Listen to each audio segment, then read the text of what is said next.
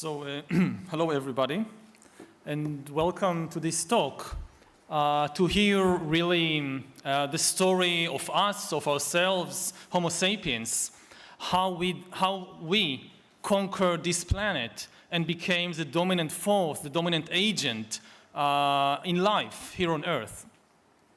And I would like to begin this story about 100,000 years ago, when Earth was a very different place from what it is today, and when humans were very different from what they are today. 100,000 years ago, in addition to our ancestors, Homo sapiens, that lived in East Africa, planet Earth was home to at least 5 other human species. We were not the only humans on Earth. And this may sound quite strange to us, because we are used to being the only humans around. We think it very strange that there could be humans from a different species. We are used to a situation in which everywhere you go to France, you go to China, you go to Kenya, you meet the same kind of people, Homo sapiens. But actually, this is quite strange, this situation of having just one human species all over the world. If you look at other animals, almost all other animals come in many different flavors, not just in one flavor. If you think about bears, for example, there are different kinds of bears living today on the planet in different places. If you go to the Arctic, you find polar bears. If you go to North America, you find grizzly bears. Here in Europe, in certain places, you find brown bears and black bears. In China, you have panda bears. So why have just one species of humans? And indeed, if you go back 100,000 years, you find many species of humans living in different parts of the planet. But the most important thing to know about all these human species is that all of them were unimportant. They were unimportant animals. Altogether, if you count all the humans on Earth, you find that back then there were about 1 million humans, and their impact on the world, on the ecological system, on the other animals and plants was quite small, not much bigger than the impact of jellyfish or woodpeckers or bumblebees. We were just another kind of not very important animal. Now, if we fast forward to the situation today, 100,000 years later, and 100,000 years is a very short time in evolutionary terms. It's a very short time. Within this 100,000 years, everything changed. We are now the only human species around, because our ancestors, as they spread from East Africa, drove to extinction all the other human species, all brothers and cousins, in the most ancient, most thorough, and most important ethnic cleansing campaign in history. This is why we are now alone, because we got rid of all the others. And we are no longer insignificant. We are now the most important animal on the planet. To give just a few indications of how important we are, if you count the big animals of the planet, let's discount for a moment all the small insects and microorganisms and so forth, and focus on the big animals of the planet, and you count them, you make a census of the Earth population, you will find that now we humans, there are more than 7 billion of us, and if you take all of us together and you put us on a very large scale, you will find that we weigh about 300 million tons. There is 300 million tons of humanity on the planet. Now, who else is on the planet? We have all the domesticated farm animals that we have enslaved to our own needs and desires and whims. And if you take all of them, all the cows and chickens and pigs and so forth, and put them on a very large scale, you will see that they weigh about 700 million tons. Now, who else is on the planet? If you read children's fairy tales, or you watch Disney movies, or you watch the National Geographic channel on television, you might easily come under the impression that the world is full of lions and elephants and whales and alligators and ostriches and penguins. And this is true on television, but it is no longer true in reality. In reality, they are no longer there. If you take all the large animals, all large wild animals of the planet, large, let's say, from a few kilograms and upwards, if you take all the lions, all the giraffes, all the elephants, the whales, the dolphins, the alligators, penguins, and you put them on a very large scale, you find that they weigh about less than 100 million tons. Less than 10% of the population of large animals is still wild animals. And even their survival at present is completely dependent on our desires and decisions. So we've really transformed ourselves from apes, from insignificant apes minding their own business in a corner of Africa. We have transformed ourselves into the gods of planet Earth. And when I say that humans are now becoming gods, this is not meant as a literary metaphor. This is meant in actual fact. We are acquiring the abilities that traditionally, in most mythologies, were considered to be divine abilities. For example, in the book of Genesis, God creates animals and plants and humans according to his wishes. This is a divine ability of creation. We are now acquiring this ability for ourselves. We are learning how to create life. And we are doing it, or we are trying to even surpass God in the creations, in the kind of creations that we make. For 4 billion years, all of life evolved according to the principles of natural selection. Now, we are introducing a new principle. The first time in 4 billion years that something fundamental changes in the basic rules of the game of life. We are replacing natural selection with intelligent design, not the intelligent design of some god above the clouds. Our intelligent design is now becoming the driving force of the evolution of life. And equally amazingly, for 4 billion years, life was confined to the relatively limited realm of organic compounds. All of life, whether you are a dinosaur, a giraffe, a mushroom, a microorganism, you're made of organic compounds.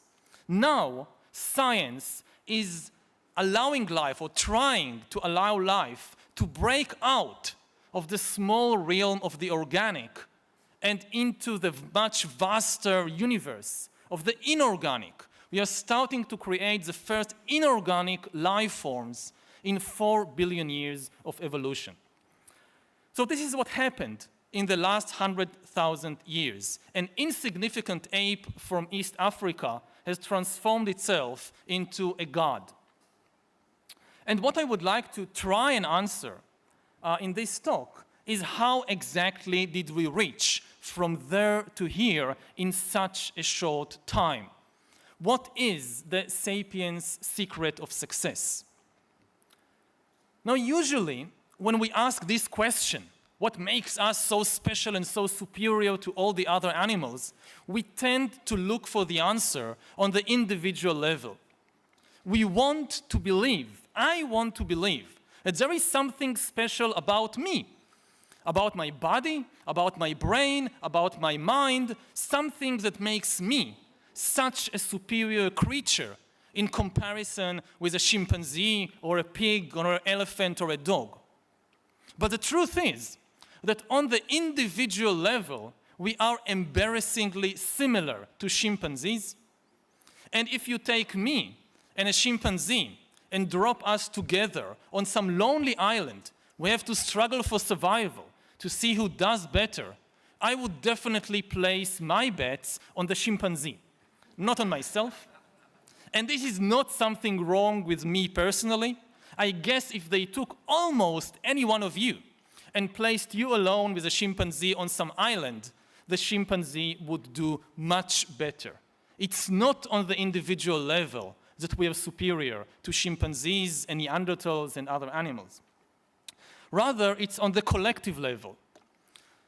The reason we dominate the planet is that we are the only animal capable of cooperating flexibly in very large numbers. Now, there are, of course, other animals that can cooperate in large numbers. The most obvious example are the social insects, the ants, the bees, the termites.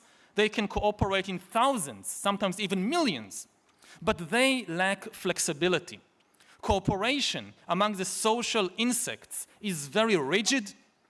There is basically just one way in which a particular bee species can organize itself, in which the beehive can organize itself. And if there is a new opportunity or a new danger, the bees cannot reinvent their social and economic system overnight in order to cope better or to exploit the new opportunity.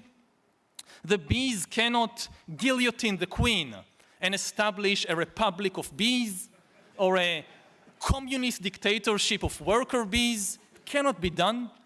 Their system of cooperation is very rigid, takes hundreds of thousands, millions of years of evolution to change something fundamental in the social behavior of bees. Other animals are much more flexible in their social system than bees. These are the social mammals.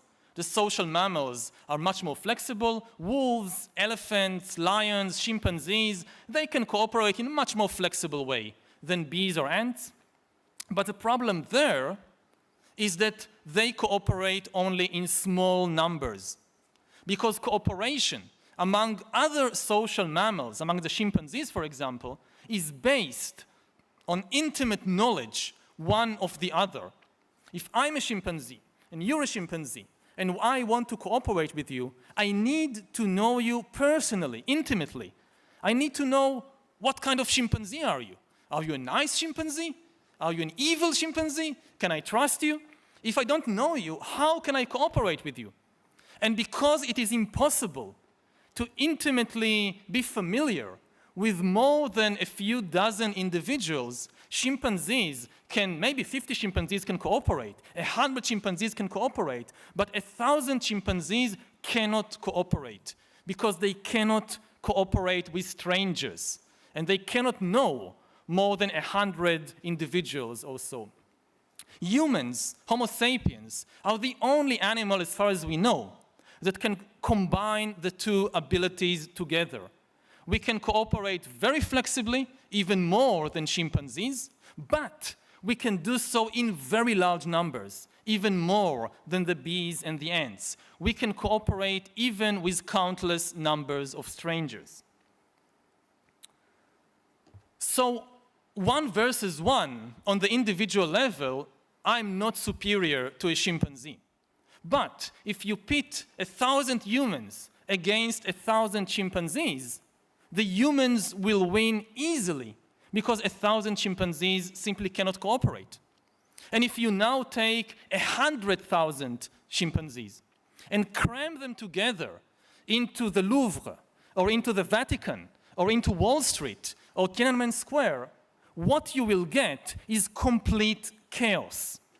In contrast, you can take 100,000 humans and cram them into these places, and what you get are extremely sophisticated and effective networks of cooperation in politics, in economics, in religion, in sports. Even this very lecture that I'm now giving to you is a good example of this unique human ability. I'm standing here in front of something like, I think, 1,000 people. I don't know almost any of you. The vast majority of you are strangers to me. Similarly, I don't really know the people who have organized this event. I don't know the pilot and the crew member of the Air France plane that brought me from Tel Aviv 2 days ago. I don't know the people who invented this microphone and this computer that I'm using in order to convey this talk. I don't know the people who wrote all the books and articles that I've read in preparation for this talk. Nevertheless, even though we don't know each other, all these strangers cooperate effectively to create this intellectual exchange of ideas. This is something unique to humans. You will never find such an example among chimpanzees. Oh, sorry. Chimpanzees, of course, communicate, but only with other chimpanzees who are familiar to them. You will never see a chimpanzee leaving his own or her own territory and traveling hundreds of miles to the territory of some distant chimpanzee band to give them an inspiring talk about humans or bananas or lions or anything else that might interest chimpanzees. They never do so. Of course, not all kinds of cooperation are necessarily nice. All the horrible things that humans have been doing throughout history, and humans have been doing really horrible things for thousands of years, they too are based on our unique ability to cooperate in large numbers. Prisons are a system of cooperation. Armies and concentration camps and slaughterhouses, these are all systems of cooperations. You need thousands of strangers to cooperate together effectively to have a prison or a slaughterhouse or a concentration camp, which is why chimpanzees don't have any of that. So we see that all the amazing things, both good and bad, that humans have been doing for thousands of years and that gave them control of this planet, they are based on this unique ability to cooperate flexibly in large numbers. All the huge achievements, whether it's building the pyramids or flying to the moon or splitting the atom, they are not the work of some individual genius. They are the work of a very sophisticated system of cooperation. If this is so, the next question, which immediately comes to the mind, at least of inquisitive audiences, is what enables human beings, Homo sapiens, alone of all the animals, to cooperate flexibly in large numbers? And the answer, at least the answer that I have to give you, is that it is our imagination. Our imagination is the key to our control of the world, our ability to invent fictional stories, fictional realities, and make everybody believe in the same fictional story. As long as everybody believes in the same legends, the same myth, the same fictions, everybody obeys the same laws, the same norms, the same values, and then they can cooperate effectively. All other animals use their system of communication only to describe reality. A lion is coming, so a chimpanzee will shout, "A lion is coming," and all the chimpanzees will run away. This is something chimpanzees can do. They use language to describe reality. We humans, of course, we also use language to describe reality, but we do something far more amazing. We use language to create fictional realities that don't exist anywhere except in our own stories, in our own imaginations. We can say a lion is coming, run away, but I can also say there is a great lion above the clouds, the lion spirit, which watches over us. And if you don't do what I tell you to do, he will punish you. And if you all believe this story that I've now invented, then I can make all of you, even though you're strangers, as long as you all believe in this story, you will cooperate effectively towards common goals. This is something very unique to humans. You can never convince a chimpanzee to give you a banana by promising him that if you give me this banana, you know what will happen? After you die, you'll go to chimpanzee heaven, and there you will receive lots and lots of bananas for your good deeds here on earth. So now give me this banana. No chimpanzee will ever be convinced by such a story. Only humans believe such stories, which is why we control the world, whereas the chimpanzees are locked up in zoos and research laboratories. Now, it's relatively easy, at least today, for people to accept that in the religious field, large-scale cooperation is based on fiction, millions of people come together to build a cathedral or a mosque or fight on a crusade or a jihad because they all believe in the same fictions about God and heaven and hell and all that. But what I want to emphasize is that exactly the same dynamic is underlying human cooperation in all other fields of activity as well. In the political field, maybe the most important institution of modern politics is the nation. And the nation is a fictional story, just like God or heaven. It doesn't exist anywhere. It's not a physical reality. It's not a mountain or a river or a forest which you can see and touch and smell. The only place nations exist is in the stories we invent and spread around. Similarly, in the legal field, maybe the most important idea of our times is human rights. But human rights are a fictional story, just like God and heaven and hell. They are not a reality. They are not a biological reality. It's not a biological fact that individuals of the Homo sapiens species have rights to life or liberty or anything else.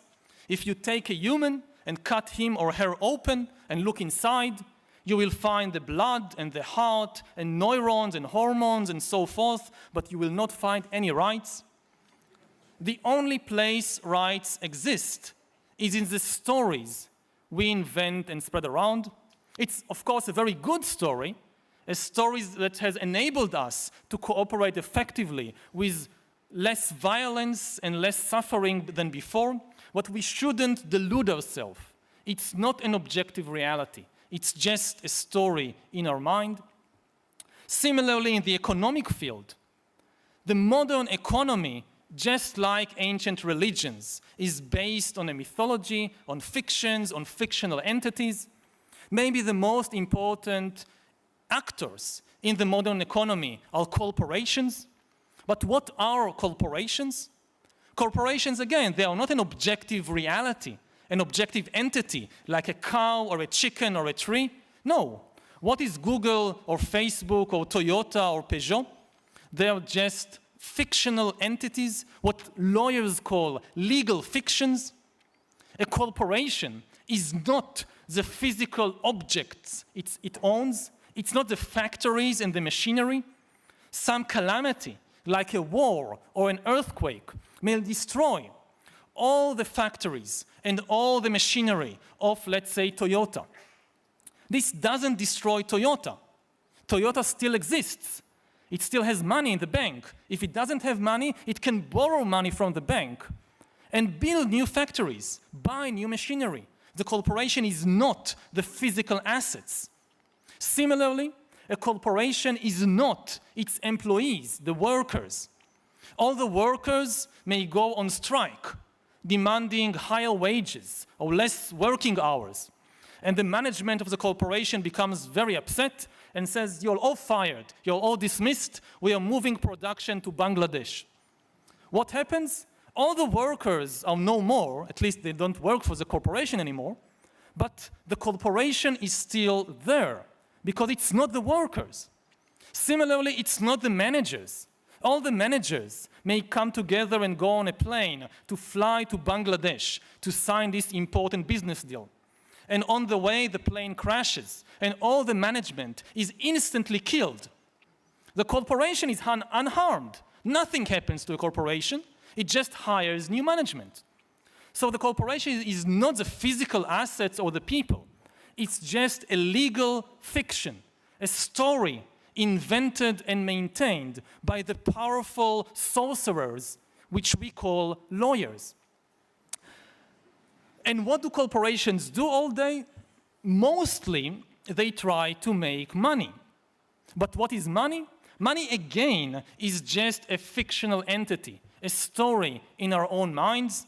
If you take a dollar bill or a euro bill and look at it, it has no value, it's worthless, you cannot eat it, you cannot drink it, you can't do anything with it. But then come along the greatest storytellers in the world. Who are the greatest storytellers in the world? Not the winners of Nobel Prize in literature. They are not the greatest storytellers. There are people much better than they are in telling stories. The greatest storytellers in the world are the bankers and finance ministers who come to us and tell us, look, you see this green piece of paper? We are telling you that this is worth 10 bananas. And if I believe it, and you believe it, and everybody believes it, it actually works. I can take this worthless piece of paper, go to the supermarket, to a stranger whom I've never met before, give him this worthless piece of paper, and get real bananas in exchange, which I can actually eat. This is something amazing that only humans can do. Chimpanzees may trade, may barter. You'll give me a coconut, I'll give you a grapefruit or a banana. This can work with chimpanzees. But you give me a worthless piece of paper and you expect I give you a banana? What do you think I am, a human? It will never work with a chimpanzee. And in fact, money is probably the most successful story ever told because it's the only story everybody believes. Not everybody believes in God. Not everybody believes in the nation. Not everybody believes in human rights. But everybody believes in money and in the same kind of money. Even if you think about somebody like, I don't know, the Osama bin Laden or the Islamic State. They hate the United States. They hate American politics and American religion and American culture. But they have nothing against American dollars. When the Islamic State captured cities in northern Syria and Iraq, so they burned the flags and destroyed the statues and the museums and killed people and so forth. But when they entered the banks and found stacks of American dollars with pictures of American presidents and with symbols of American democracy, they did not burn them. They took them and made use of them. Because even the Islamic State believes in the dollar. It's the most successful story in the world. Now, of course, telling effective stories is not easy. You might get the impression from this talk, oh, it's very easy, you just go around, you tell a story, everybody believes you, and you change the world. But it doesn't work like that, because it's very, very difficult to convince people to believe one particular fiction and not another. Why this God and not that God? Why this money and not that money? It's very difficult to convince everybody to believe in the same fiction. And actually, most of the wars and conflicts in history resulted from this difficulty in convincing everybody to believe in the same story. People sometimes ask, why do humans fight? And they think that humans fight for the same reasons that other animals like chimpanzees fight. That they fight over territory, they fight over food, but this is not true. With a few exceptions, very few of the wars of history were about territory or food. They were mostly about fictional stories. To give an example I'm well familiar with, I'm coming from Israel, so I know something about wars and conflicts. And if you ask yourself, what is the Israeli-Palestinian conflict about? It's not about food, and it's not about territory. There is enough land, objectively speaking, there is enough land between the Mediterranean and the Jordan River to build houses and schools and hospitals for everybody. And there is enough food to feed all the Israelis and the Palestinians. There is no objective shortage of either. The problem is that you have at least two groups of people with completely different fictions in their minds, and they cannot agree on a single story that both can be happy with. To give a counterexample, if you think about the history of Europe over the last century, so a century ago, in 1916, Europeans were killing each other by the millions fighting in the First World War. Today, and in the last few decades, Europe, especially Western Europe, is probably one of the most peaceful places on earth ever. What made the difference? It's not that Europeans discovered new land that they could now share between the Germans and the French and the Italians, so everybody have more land and they are happy. No, you have exactly the same amount of land as before. But the Europeans managed to create a single European story, a single European identity that most of them are happy to live with, at least for now. So this is why there is peace, whereas there was conflict a century ago. To conclude, we can say that humans control this planet, and they now control the future of life, because we live in a dual reality. All other animals live in an objective reality. The reality of a chimpanzee consists of objective entities like mountains and rivers and trees and lions and elephants. We human beings, we also live in an objective reality. In our reality too, there are rivers and trees and lions and elephants. But over the last few centuries, or more correctly, last few millennia, we have constructed, on top of this objective reality, we have constructed a second layer of fictional reality. A reality consisting of fictions, like gods, like corporations, like money, like human rights. And as history unfolded, the fictional reality became more and more powerful. So that today, the most powerful forces in the world are these fictional entities. Today, the very survival of rivers and trees and lions and elephants and chimpanzees, their survival depends on the decisions and wishes of fictional entities like Google, like the World Bank, like the European Union, entities that exist only in our own imagination. So I would like to end by emphasizing how critical it is, especially now, when we have in our hands the power to change the course of evolution itself, the very rules of the game of life. It's now very critical to be able to distinguish what is reality and what are the fictions that exist only in our own imagination, only in the stories that we invent and spread around, because there is still reality.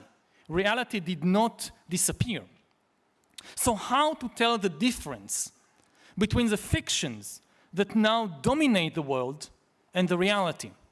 There are several tests. I don't have a lot of time, so I'll give just one very important test. How do you know if an entity is real or fictional? The easiest and maybe most important test is to ask yourself, can it suffer? Suffering is the best test of reality. A nation cannot suffer.